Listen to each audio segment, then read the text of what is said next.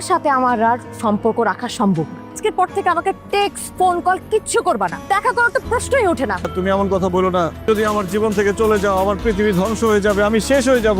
আর তোমার সাথে থাকলে আমার পৃথিবী ধ্বংস হয়ে যাবে, আমি শেষ হয়ে যাবো। তোমার কপালটা আসলে কপাল না, ইটস সামথিং এলস। চলো আশিক, তোমার নাম আশিক না হয়ে পারমাণবিক বোমা হওয়া উচিত ছিল। পারমাণবিক বোমা কিন্তু হাতছাড়া করতে হয় না, হাতছাড়া করলে অন্য দেশ নিয়ে যাবে।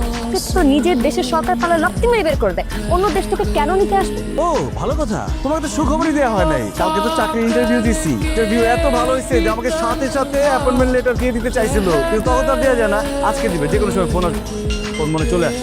আশিক চৌধুরী বলতেছেন? হ্যাঁ, কে বলছেন? ভাই আমি হচ্ছে রাতুল, গতকাল ওই যে আপনার সাথে ইন্টারভিউ বোর্ডে ছিলাম। অ্যাপয়েন্টমেন্ট লেটার দিছে কাউকে?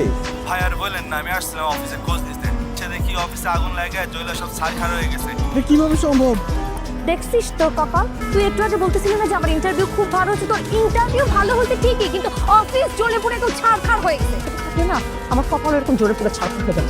আমি গেল। কে সুইসাইড করতে আসছে, তার মতো ডিস্টার্ব কি মরার অধিকারও নাই? কে আপনি দরজা ধাক্কা দিচ্ছেন? কে? কি আশিক চৌধুরী? আমি আশিক চৌধুরী। কেন? আপনার নাম মিনহাজ চৌধুরী। কেন? আপনার দাদা মিনহাজুল ইসলাম চৌধুরী সাহেব আপনার নামে 200 কোটি টাকা ব্যাংকে ডিপোজিট করে রেখেছে। টাকার একমাত্র স্বত্বাধিকারী আপনি। 200 কোটি টাকা? सीने से लगा कर रो पड़े, उसको सीने से लगा कर रो पड़े, हम वफा करके। জানেন, আমার না একটা বয়ফ্রেন্ড ছিল, একদম হুবহু আপনার মতো দেখতে, একটা ফকিন্নি, জাত ফকিন্নি। এটা আমার মতো না। আমি আশিক চৌধুরী।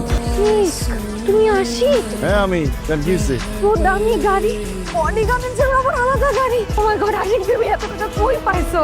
আমি হইলাম গিয়ে কোটিপতি দাদার কোটিপতি নাতি। অবশ্য আমার কাছে থাকবো নাকি তোর মতো ফকিনের মতো থাকবো?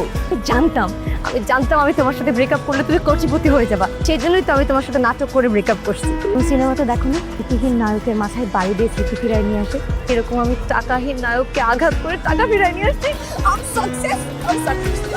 আমরা দুজনে আবার রিলেশনশিপ করো।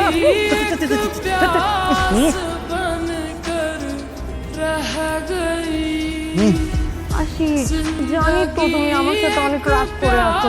এই জীবনেও তোরা বাইনা নিব না। সর। ও আশিক, তোমার মুখে অবস্থানের কথা বলো নাকি? স্টার্ট করো। সামনে রিয়া নামের কোনো ডাইনি পড়লে বরাবর উঠাই দিব।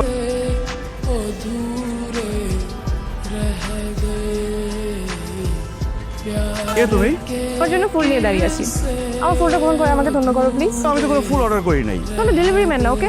আমি তোমার ফ্যান আর তোমাকে ভালোবেসে ফুল দিতে এসেছি। আর পিএসদের কাছ থেকে টাইম স্কেডিউল জেনে নাও, কখন কোথায় আসতে হবে। তো কবে পাবো আমি আশিকের স্কেজুলটা? সরি ম্যাডাম, আমি এক বছর সারা শিডিউল ফাঁকা নাই।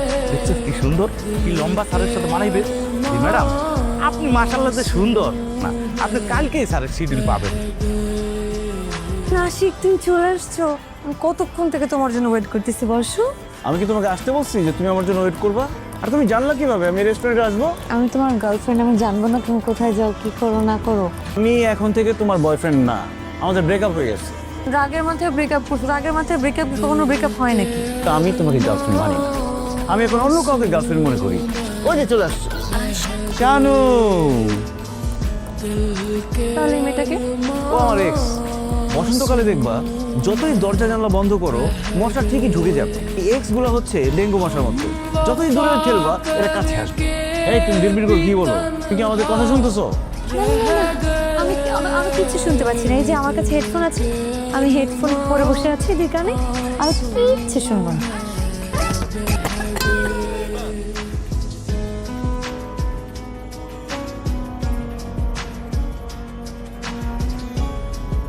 আরে ঋতু, আসো আসো আসো, বসো। এই তোমরা একজন সরে যাও তো, বসো তো। তোরা কারা? ও আমার এক্স গার্লফ্রেন্ড আর ও আমার প্রেজেন্ট গার্লফ্রেন্ড। তুমি সিঙ্গেল না? মানে তুমি সিঙ্গেল না, দুইটা মেয়ে নিয়ে আমাকে ডেট করতে ডাকছো কোন সাহসে? তোমার কি মনে হয় এগুলা দেখার পর আমি তোমার সাথে ডেট করবো? তোমার সাহস দেখে না আমি অবাক হয়ে যাচ্ছি।